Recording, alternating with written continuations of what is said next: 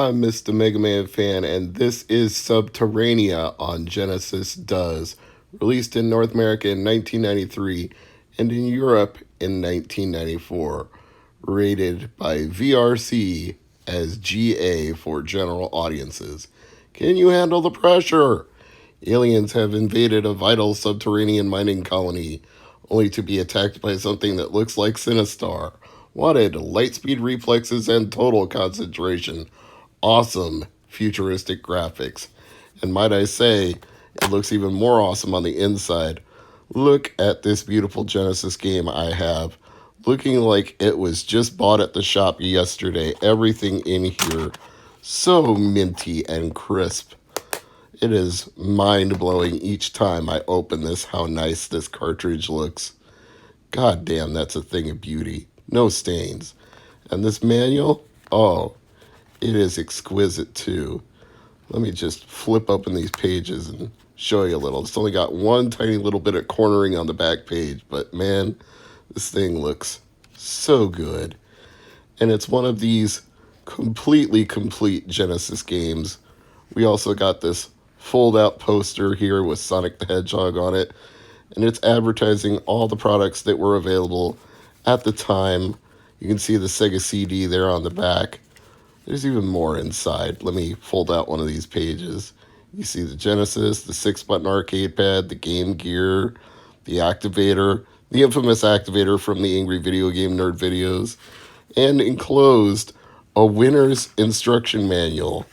What that is a registration card / 6 free months of Sega Visions magazine. Wish I had a copy of that magazine. What an awesome package this is. But enough about the box and what's inside it. You actually want to see the game being played on my analog Mega SG. So here we go. While we watch a little gameplay footage, I will tell you a little bit more about the game and its history, including the ill-fated developer and publisher, which was Xerox, as a subsidiary of Scavenger Incorporated, which went out of business in 1998.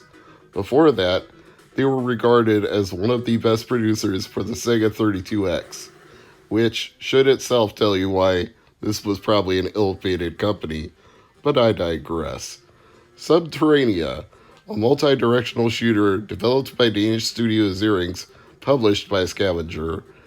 An unknown alien race attacked an underground mining colony, and a lone pilot has been charged with the task of defeating the aliens and rescuing the trapped miners using an experimental attack ship, or as the box refers to it, a prototype, which is somewhat ironic given that I just did prototypes on the last episode of Genesis Does. Here it gives you a demonstration of how to use the controls, which you don't always get in Sega Genesis games, and I did appreciate that. And I immediately realized from this demonstration of the controls that what we have here is a game very much like Thrust Plus or Hero on the Atari 2600, HERO, from Activision.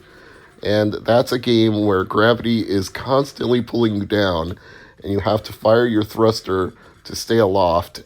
And of course, if you crash into anything while you're doing that, your ship is destroyed. So it becomes very challenging to balance between hanging in the air for just the right amount of time to shoot at something while not allowing yourself to be pulled down into the ground, while simultaneously not over-thrusting into the camera walls around you.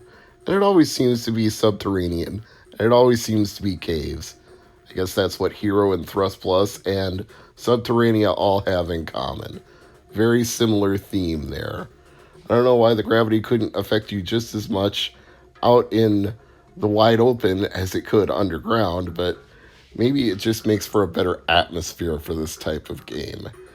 Anyway, let me go back to the wiki entry for just a moment. Ahem. The game takes place in a side-view underground environment. The controls are the same as the 1982 game Gravatar. The ship is rotated with the directional pad, and the B button applies thrust in the direction it is facing. At all times, gravity is pulling down on the player's ship.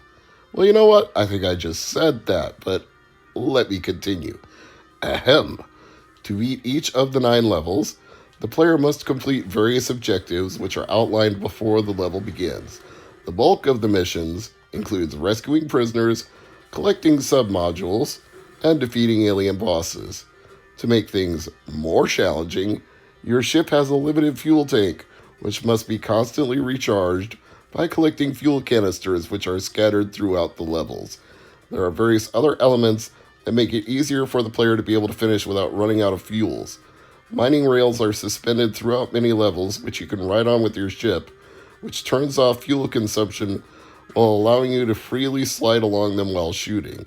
There are missile canisters and shield upgrades, along with a mega attack, which is released at the beginning of each volley of fire and then slowly recharged. And you can see the mega gauge right underneath the fuel bar in the upper left-hand corner of the screen. Took me a little while to get the hang of that. Took me a little while to get the hang of the controls in general. As I said, it's not easy when gravity is constantly pulling you down.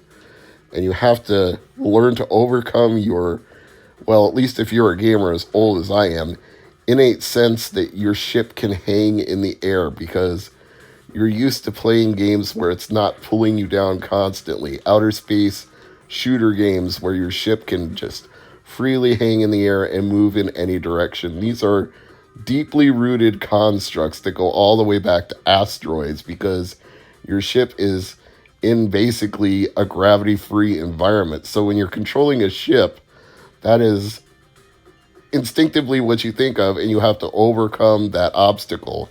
You have to not think like asteroids, you have to think like Gravatar. And unfortunately, I was never good at Gravatar, which is probably why I'm not that great right now as I'm trying to play Sub-Terrania. But I will slowly get a little better as this gameplay footage goes on.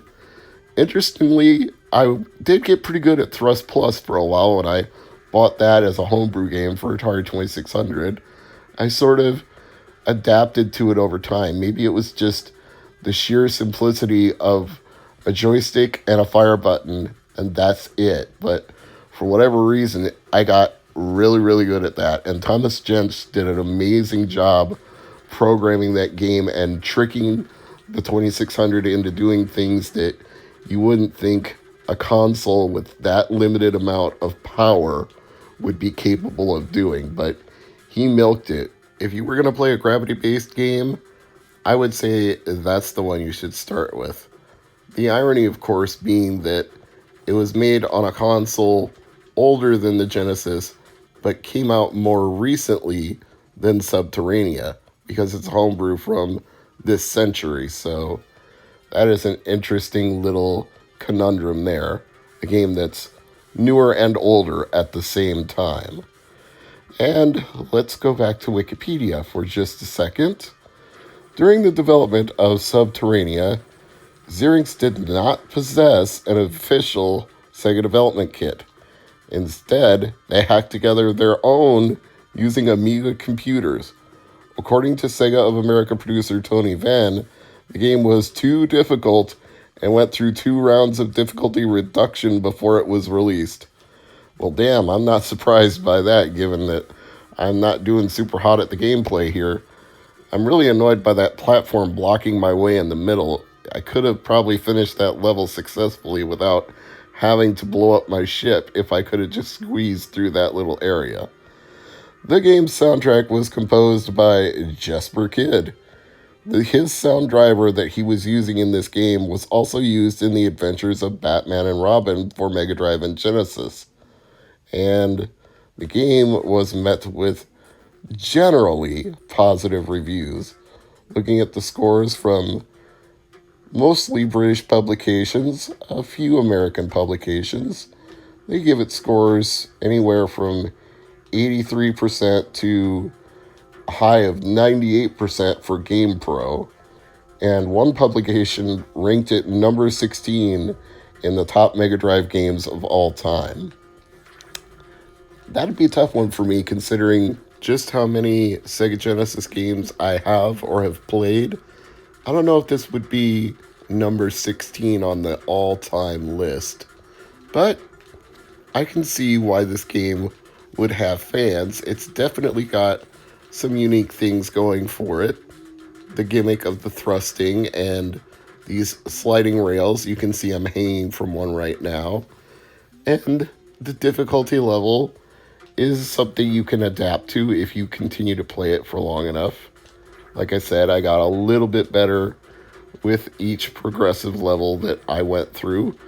I don't think I became an expert in this single round of gameplay, but that would be probably because it's been so long since I played this, and I was basically coming at it new, just coming into this session. Now, this alien here, he likes to grab you with his tail and whip you away, so he's definitely one tough mother. He's very hard to deal with, but nevertheless, there are other objectives in the level besides just destroying this monster, so I don't have to necessarily focus on him, but I kind of was here for a little bit. Sub-Terrania appears in the book 1001 Video Games That You Must Play Before You Die by the editor of Edge magazine, Tony Mott. So this game does seem to be quite acclaimed by quite a few people, so I think it's one that I probably need to spend even more time with after I'm done making this video.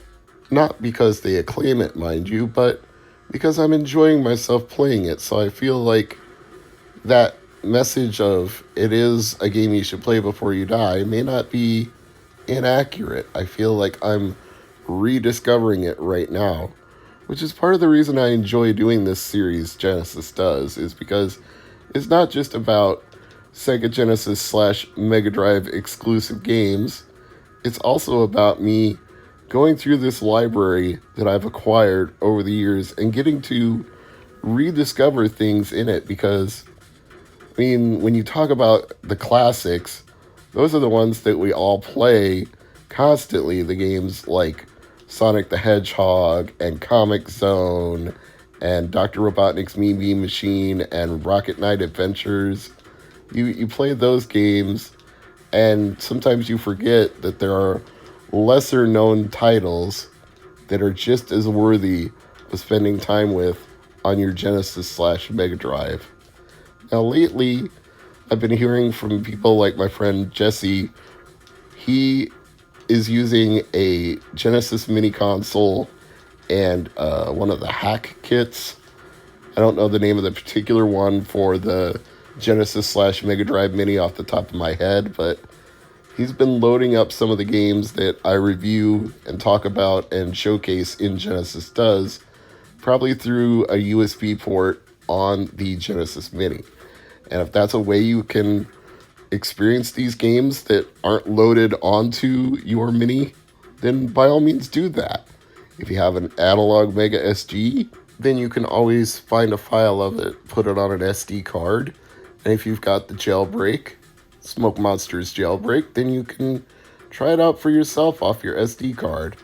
And then, if you're enjoying it as much as I'm enjoying it right now in this playthrough, you can always look for a physical copy and decide if you want to take it to that next level. And if you do, here's what price charting has to say about the current value of this game as of the recording of this video. So of course, if you're watching this years later down the road, it may not be the same, but it's not a super expensive game. Loose, it goes for $7. Complete, it goes for $13. And new, only $3 more than that.